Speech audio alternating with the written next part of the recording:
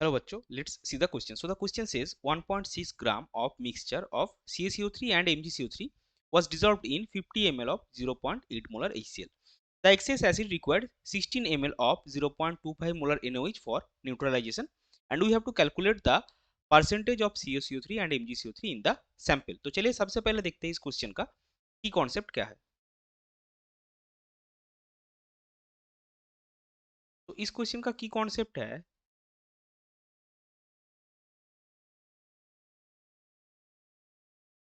Neutralisation reaction.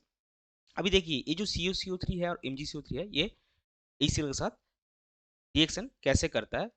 So the balanced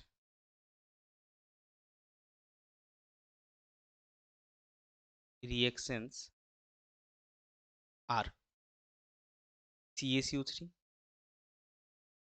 plus 2HCl से बनता है CaCl2 plus water plus CO2, और मैग्नीशियम के केस में बनता है आपका MgCO3 प्लस 2HCl, और सिमिलरली आपका बनता है MgCl2 plus water plus CO2। अभी देखिए अगर हम मान लेते हैं कि जो मिक्सचर हमारा है 1.64 ग्राम उसमें CaCO3 है x मोल, और उस हिसाब से आपको HCl चाहिए 2x मोल। सिमिलरली आपका MgCO3 है y मोल और HCl चाहिए आपका मिक्सचर के लिए 2y मोल। तो ये हम एज्यूम कर रहे हैं। अभी हमको गिवन क्या है 50 ml of 0.8 molar HCl। So initial number of moles of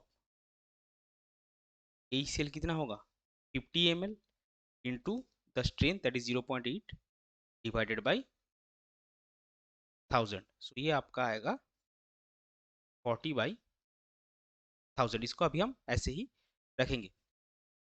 अभी देखिए जो एक्सेस ये मिक्सचर के साथ रिएक्शन करने के बाद जो एक्सेस HCl बचा है वो 60 ml, उसके न्यूट्रलाइजेशन के लिए आपको चाहिए 16 ml ऑफ 0.25 मोलर NaOH। तो इसका मतलब क्या हुआ जो number of moles of excess HCl है that is equal to the number of moles of NaOH। So आपको मिलेगा number of moles of excess HCl is equal to number of moles of NaOH, क्योंकि एक अगर आप NaOH और HCl का neutralisation reaction देखेंगे तो एक मोल NaOH के लिए एक मोल HCl आपको चाहिए। तो इसका वैल्यू कितना आएगा आपका जो वॉल्यूम गिवन है कितना 16 ml 0.25 मोलर। तो 16 ml into 0.25 molar divided by 1000, इसका वैल्यू आपका आएगा 4/1000। अगर ये number of moles of excess HCl है तो आपको चाहिए कितना number of moles of used HCl, कितना HCl जो MgCO3 और CaCO3 का मिक्सचर है उसके साथ यूज हुआ है that will be 40/1000 minus 4/1000 that will be 36/1000 यानी कि 0.036। अभी अगर आप एकदम पहले जाएंगे तो हमने क्या पकड़ा है that the used HCl with CaCO3 is 2x mole and the used HCl with MgCO3 is 2y मोल। यानी कि आपका टोटल मिक्सचर के साथ जो टोटल HCl यूज्ड हुआ है वो है 2x प्लस 2y। सो हम लिख सकते हैं therefore 2x plus 2y is equal to 0.036, और आपको मिलेगा x plus y is equal to 0.018। ये हो गया आपका इक्वेशन नंबर 1। अभी देखिए सेकंड केस में आते हैं। सेकंड केस में क्या है जो आपका CaCO3 है इसका मोलर मास है 100 ग्राम पर मोल, और जो आपका MgCO3 है इसका मोलर मास है 84 ग्राम पर मोल। अभी हमने एज्यूम कितना किया कि हमारे मिक्सचर में x मोल ऑफ CaCO3 है, y मोल ऑफ MgCO3 है, तो आपको क्या मिलेगा? मास ऑफ CaCO3 कितना आएगा? Number of moles into their molar mass, that will be 100x gram. Similarly आपको मास ऑफ MgCO3 कितना आएगा?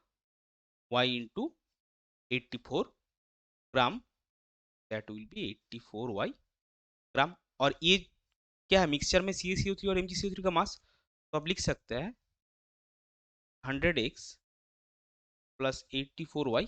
मास कितना गिवन है आपको? 1.64। ये हो गया आपका इक्वेशन 2। तो solving equation 1 and 2, we get x is equal to 0.008 and y is equal to 0.01। सो ये x आपका क्या मिला? x आपका मिला है 0.008 ग्राम। सो इसका आपका ये आपका है CaCO3 का नंबर ऑफ मोल्स। तो आपका मास ऑफ CaCO3 कितना आएगा? इक्वल टू 0.008 इंटू 100, यानी कि 0.8 ग्राम। सो ये आपका आ गया मास ऑफ CaCO3। सो ये जो 0.8 ग्राम आपको मिला, ये कितने में है? 1.64 ग्राम में। सो परसेंटेज ऑफ CaCO3 कितना आएगा? 0.8 डिवाइडेड बाई 1.64 इंटू 100%, ये होगा आपका 48.78%। सो अगर आपका CaCO3 का परसेंटेज 48.78 है, सो परसेंटेज ऑफ MgCO3 कितना आएगा? 100 माइनस 48.78%, जो होगा आपका 52.22%। तो आपका फाइनल आंसर आएगा कुछ इस तरह से, द मिक्सचर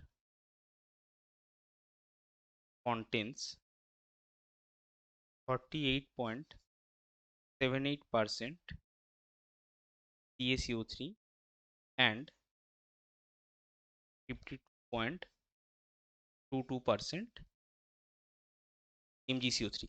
ये हो जाएगा आपका final answer. I hope you get this one. Best of luck.